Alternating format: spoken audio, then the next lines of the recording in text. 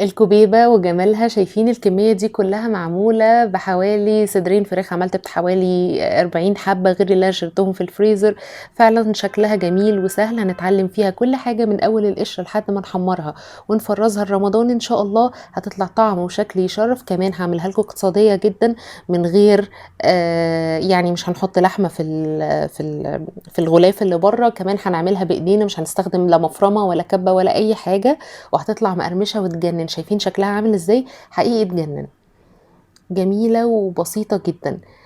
تابعوا معايا لاخر الفيديو، اللي مش مشترك في القناة ينزل يشترك على طول ويفعل زر الجرس عشان يوصلكوا كل جديد في ميعاده باذن الله. معايا نص كيلو من البرغل، هحط عليه نص غسلاه طبعا كويس جدا، ده برغل فاتح ويستحسن استخدمه المغلف. هحط عليه نص كوبايه ميه مغليه او كوبايه الا ربع، اوعوا تكتروا الميه والا القشره اللي بره هتسيح منكم مش هتبقى حلوه. خلي بالكم احنا مش المفروض ان احنا نحط سواء كُبّة لحمة أو كُبّة فراخ، المفروض إن إحنا نحُط جزء من اللحمة مع الغلاف الخارجي، بس أنا هاحاول أعملها اقتصادية فمش هاحُط لحمة خالص. بعد ربع ساعة هتقدروا شايفين بتتعمل في إيدي بمنتهى السهولة، وهنقدر نعجنها بإيدينا، مش هنستخدم مفرمة ولا كَبّة ولا أي حاجة. أنا حاولت أعملها لكم تبقى سهلة وبسيطة واقتصادية، أي حد يقدر يعملها. كمان أنا عملت كُبيبة اللحمة هاحطها لكم في اللينك في صندوق الوصف، كمان هاحطها لكم في آخر الفيديو شوفوها. أول ما بدأت عملتها ممكن تلاقوا التصوير مختلف شوية. حطيت البرغل، حطيت بصلاية كبيرة يعني بشرها لحد ما بقت يعني تقريبا عصير، عملتها في الكبة. حطيت معلقتين كبار من النشا وده ضروري جدا. وهتبل بايه بقى؟ ملح وفلفل وقرفه. روح الكوبيبه هو القرفه، طبعا استخدموا التوابل اللي تحبوها بس هي دي التوابل اللي انا بستخدمها، ملح وفلفل وقرفه والبهارات السبع. يبقى العجينه بتاعتنا اللي بره عباره عن ايه؟ عباره عن برغل وبصلايه كبيره مبشوره يعني لان احنا مش هنستخدم حاجه، واقعدي بقى عجيني فيها كويس جدا جدا هتلاقوها بتتعجن. شايفين البصل يعني اللي هو بقى تقريبا زي الكريمه كده من كتر ما انا عملته في الكبه عشان ما يبانش. هقعد اعجن فيها زي ما انتم شايفين. في ناس بتحط بطاطسايه، انا شايفه يعني مفيش داعي، احنا حاطين نشا بتتعجن اهي بمنتهى السهوله لان احنا حاطين ميه سخنه. زي ما قلت لكم لو حطيتوا مثلا فراخ في الخطوه دي هتديها تماسك، بس انا حبيت اعملها بقى اقتصاديه شويه. هسيبها تريح حوالي ربع ساعه كده وتعالوا نعمل الحشوه اللي تجنن بتاعتنا. بصلايه او بصلتين، كتروا البصل عشان تكتروا الحشوه. معايا هنا دول بالظبط صدرين فراخ، يعني احسبوها بقى كانت نص كيلو ولا 450 جرام يعني. هشوحها كده، هعصجها زي اللحمه المفرومه، هعملها معامله اللحمه المفرومه بالظبط.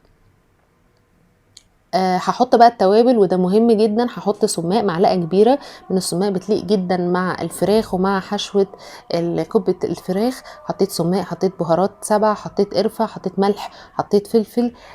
كمان كان عندي يعني فلفلايه ملونه كده، حته ملونه صفرة وحمرة حطيتهم. وهسيبها تنزل ميتها لحد ما تستوي كويس جدا. اهم حاجه تنشف تماما زي انا بوريكم الطاسه من تحت ما فيهاش اي سوائل، تنشف تماما من السوائل وتتحمر في الدهون بتاعتها بقى. تمام، ده ضروري جدا لان اي سوائل او اي دهون هتفك لي القشره الخارجيه، ده سر مهم جدا. تمام، ادي الحشوه بتاعتنا، هتشموا ريحه بقى فعلا رائعه. الحشوه بتاعتنا خلصت. انا هحط لها بس، وده اختياري تماما، هحط لها بس قد قبضه الايد كده شويه زبيب صغيرين خالص. وكان عندي بالظبط حطيت 3 4 حبات من عين الجمل برضو كانوا عندي بيدوها طعم. طبعا ده اختياري تماما، مش حابين ما تستخدموهاش خالص. وبكده الحشو بتاعنا بقى جاهز. العجينة عندي اهي زي ريحت، انا كنت نقلتها من الصينية وغسلتها كويس عشان بس ما بواقي الحاجات اللي في الصينية دي ما تعملش حاجات ناشفة او حبيبات تبقى كده في الكوبيبة. المهم يعني عايزة اقول لكم عجينة الكوبيبة عشان فيها بصل، لو هنسيبها شوية، لو الدنيا حر لازم نحطها في التلاجة ونحطها متغطية عشان بتشقق. تمام، طول الوقت حاولوا انها تبقى متغطية. تعالوا بقى نشوف هنشكلها ازاي. هجيب كورة بقى صغيرة كده، هعملها كورة في ايدي واحط صباعي كده في النص، اعمل لها تجويف تبقى زي الكوباية كده. سهلة والله جدا وبسيطة، مش عارفة الناس بتخاف منها ليه. انا الجلافز كانت مضايقاني طبعا. بتبلوا جنبك بقى يبقى طبق مية ساقعة، انا بلا ايدي مية ساقعة وهاخد معلقة قد معلقة شاي كده أو معلقتين حسب حجم الكوبيبة اللي انتِ عاملاها، وهنقفّل عليها كده ونضغط كويس جدًا. أحلى حاجة في الكوبيبة إن الغلاف ما يبقاش تخين أوي، يعني عشان ما تحسوش إن أنتم بتاكلوا عجين، يبقى وسط كده. وهابدأ أعمل لها شكل بيضاوي كده بإيدي، صدقوني هتلاقوها بتتعمل في إيديكم عادي جدًا، ونعمل لها بوز من تحت ومن فوق.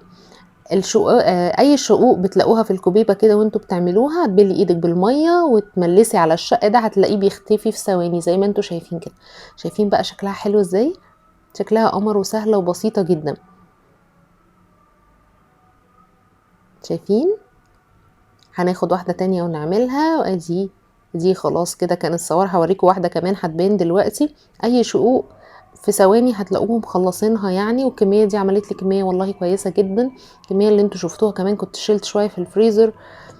أهو شايفين بتعملوا تجويف كده، ومعلقتين أو معلقة بقى حسب ما تحبوا، وقفّلي عليها كده من فوق وتحت، واعملي لها بوز من فوق وتحت. في ناس بتعمل لها بوز فوق بس، زي ما تحبوا. يعني أنا باقول لكم كان عندي صدرين بالضبط من الفراخ، حبيت أعملها لكم يعني، ما حطيناش لحوم في الغلاف الخارجي. أنا عاملة معاكم كبيبة اللحم بكل تفاصيلها بالطريقة الأصلية بقى الأصلية يعني، هي بتتعمل بمفرمة وكده. شوفوها، هاحط لكم الفيديو إن شاء الله في الآخر. وأدي شكلها في الآخر، شكلها فعلًا رائع. باحطها أدخّلها الفريزر زي ما هي كده.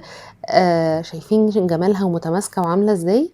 وتقدروا زي ما هي تحطوها في أكياس أو في علب في الفريزر، تطلع على القلي على طول. تعالوا بقى نشوف نحمّرها ونشوف شكلها كده في الزيت. على فكرة أنا حمّرتها، ما كنتش لسه حطيتها في الفريزر، وهتشوفوا قد إيه هي متماسكة وجميلة، ولا شقّقت ولا فكِّت ولا أي حاجة. ولا حطينا بطاطس ولا حطينا أي حاجة خالص، عملناها بإيدينا، ما استخدمناش مفرمة، ما استخدمناش كَبّة عشان أي حد يقدر يعملها. شايفين جمالها؟ هنحطها في زيت غزير على درجة حرارة متوسطة، وبيطلع شكلها كده في النهاية جميلة جمال مش طبيعي، مش شاربة زيت وقد إيه مقرمشة، وريحة وطعم فعلًا هتشرّف. لو مش حابين تعملوها بلحمة تقدروا تعملوها بفراخ، وهتطلع جميلة جدًا، جدًا، جدًا، جدًا.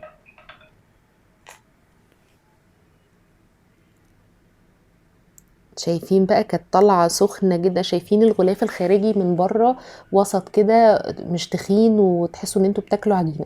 جرّبوها هتعجبكم جدًا وهتشرّفكم، سهلة وبسيطة ومن غير تقدري تعمليها بإيدِك. أدي كُبّة الفراخ وهاحط لكم لينك كُبّة اللحمة. يعني لو وصلتوا للحظة دي من الفيديو أرجو يكون عجبكم. لو عجبكم ما تنسوش تكتبوا لي رأيكم في الcomments، واللي مش مشترك يشترك في القناة، هينورني جدًا. أشوفكم على خير في فيديو جديد. مع السلامة. هتعجبكم أوي، أوي.